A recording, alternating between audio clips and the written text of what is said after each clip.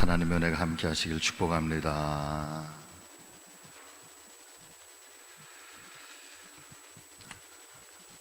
자, 그런데 공교롭게도 오늘 말씀의 제목이 뭐예요?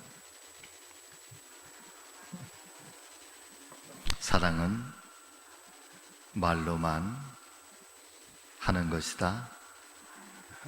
사랑은 말로만 하는 것이 아닙니다.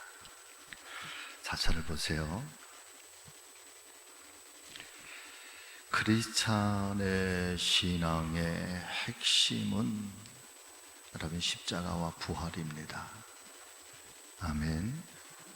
초대교회 사도들의 복음 증거에 가장 중요한 것도 예수 그리스도의 십자가고, 그리고 십자가에서 죽으셨던 그분이 다시 부활하셨습니다.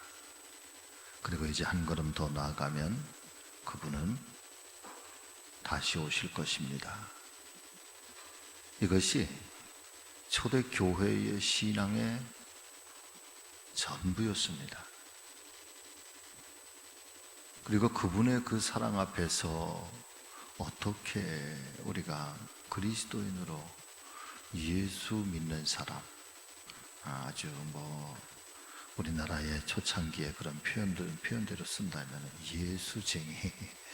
예수쟁이로서 우리가 어떻게 살 건지, 그것이 어쩌면 신앙의 가장 중요한 핵심이고, 그리고 이 핵심을 위해서 우리가 오늘도 이 새벽제단에 나온 거고, 또 우리가 한날 한날을 그렇게 살고 있는 것이죠.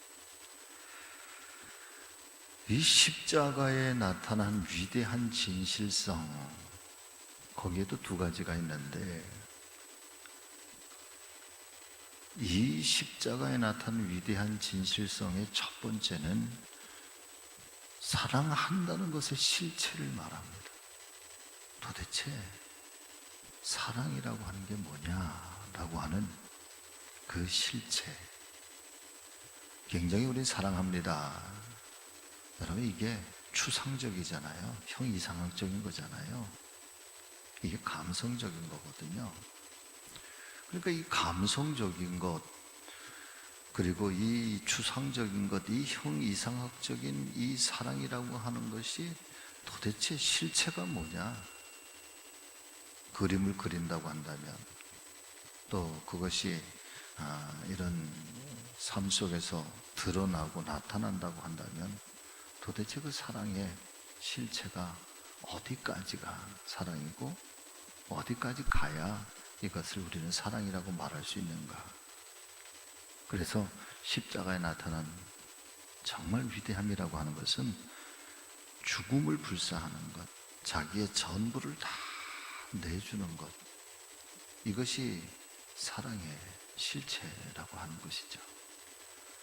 그러니까 우리가 사랑합니다 라고 하는 이 고백 속에는 내가 당신을 위해서 죽을 수 있습니다 라고 하는, 십자가는 거기까지 간 사랑이니까. 할렐루야. 십자가의 이 사랑의 실체는 내가 당신을 위해서는 어떤 모욕도 감수할 수 있습니다.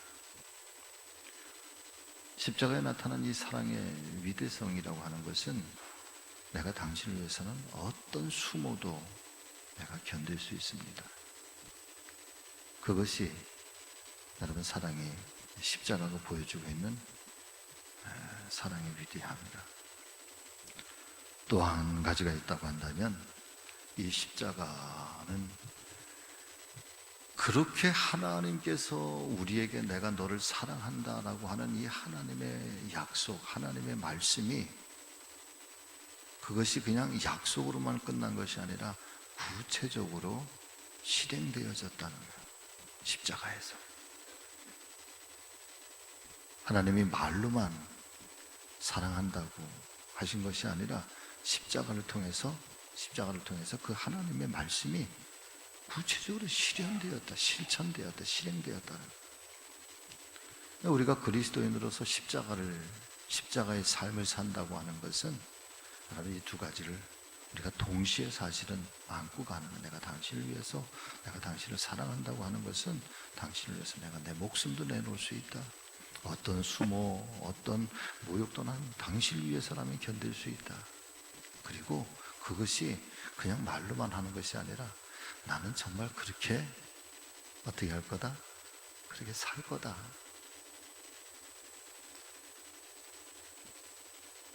비로소 그리스도인이라고 불리워졌다라고 하는 초대교회에 이 안디옥 교회 성도를 향해서 들려주셨던 이방 사람들, 믿지 않는 사람들이 하는 얘기는 바로 그런 거예요.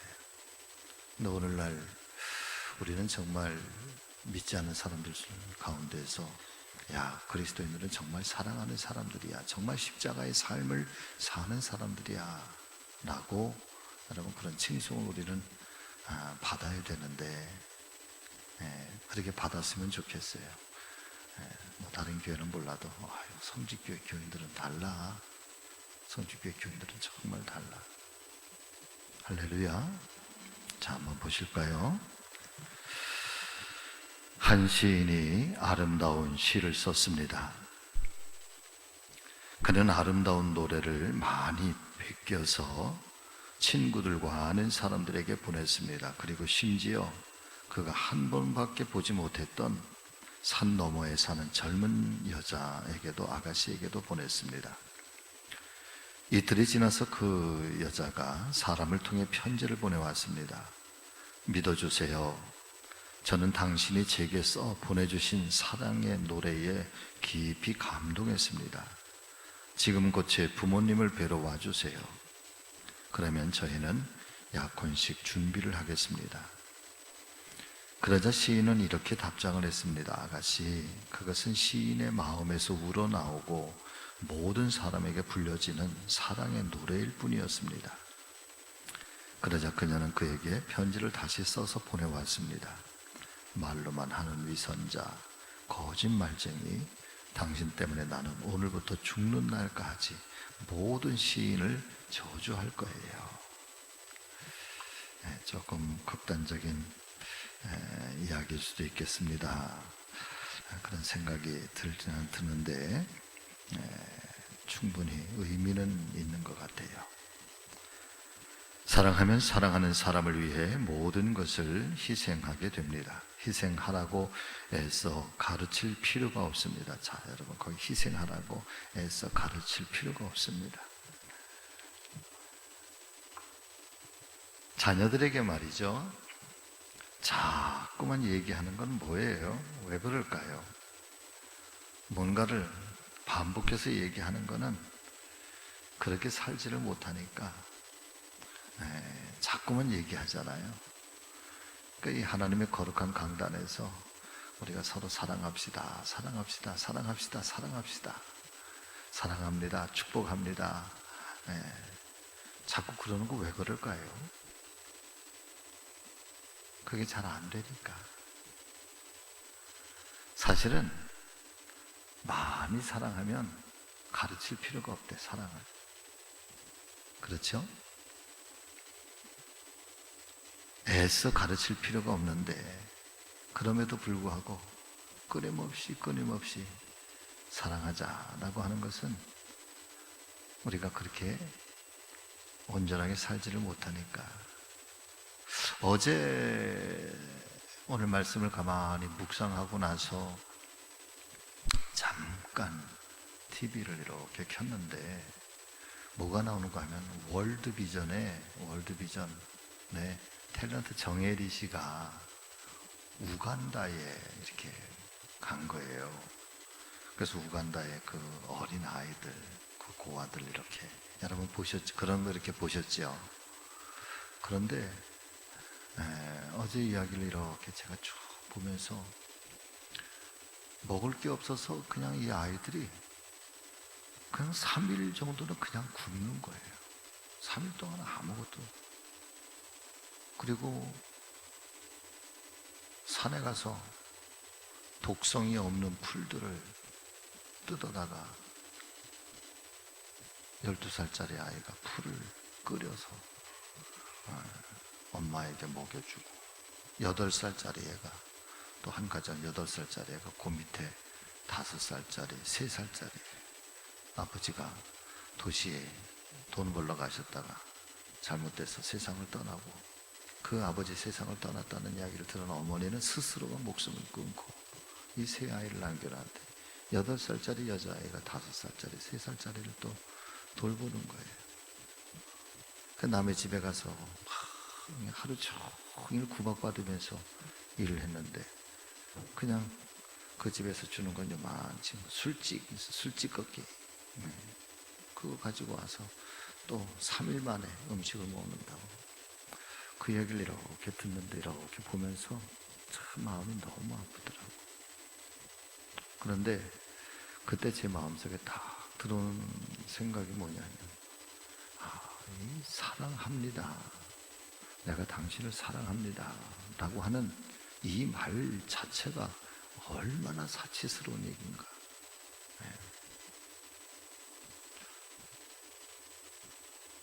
지구상에 그런 사람들도 참 많고, 물론 어쩌면 우리 주변에도 그에 못지않은 그 이웃들도 있겠다. 그럼 내가 목사로서 할 수 있는, 사랑한다는 게 말로만이 아니라 정말 구체적으로 이 교회가 또 목사로서 어떻게 이걸 사랑합니다라고 하는 말로만 그런 그게 사치스럽게 느껴지니까 자그마한 일이라도 할 수 있는 일이 뭐가 있을까. 그러면서 제 마음속에 이렇게 스쳐 지나가는 것은 고난주간 때에 우리가 많이 좀 금식들도 좀 하고 그러면서 우리가 어떻게 구체적으로 이 교회가 사랑을 실천할 수 있는 그 일들을 어떻게 좀 찾아볼까. 그런 마음이 이렇게 들어와요. 할렐루야. 희생하라고 애써 가르칠 필요가 없습니다.